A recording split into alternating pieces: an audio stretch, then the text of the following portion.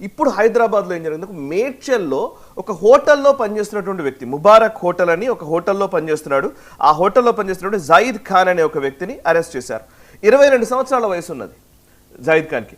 వీడికి విచారణలో తేలుతున్న విషయం ఏంటంటే వీడికి ఈ తుపాకీలు అంటే ఇష్టం, గన్స్ అంటే ఇష్టం, ఫైర్ ఆర్మ్స్ అంటే ఇష్టం. దాన్ని ఇన్స్టాగ్రామ్లో సెర్చ్ చేసుకుంటూ ఉంటాడట. ఎప్పుడు ఇన్స్టాగ్రామ్ మొత్తం ఆ పేజ్లో అవన్నీ తీసే సెర్చ్ చేస్తూ ఉంటాడు.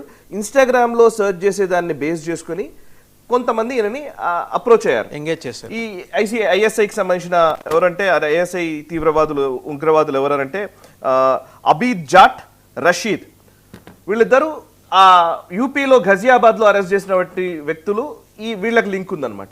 సో వాళ్ళకి లింక్ని తీస్తే ఇక్కడ ఒకడు ఉన్నాడని తెలిసింది.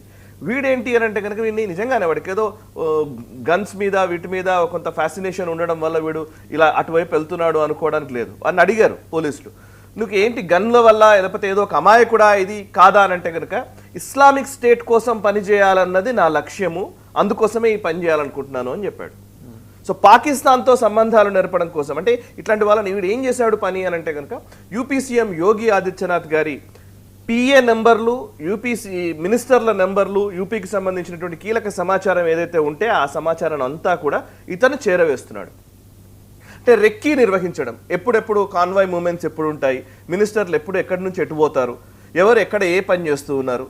అండ్ ఇక్కడ మన తెలంగాణకు సంబంధించి ఇక్కడ ఉన్నట్టుగా ఉన్నాడు కానీ వాడు మొత్తం యూపీకి సంబంధించిన ఇన్ఫర్మేషన్ అంతా ఇస్తున్నాడు, యూపీ రిలేటెడ్. అంటే అనుమానం రాకుండా. అండ్ ఎక్కడ అంటే ఇప్పుడు మనం చూస్తూ ఉంటే ఎక్కడ ఎవరు ఇందాక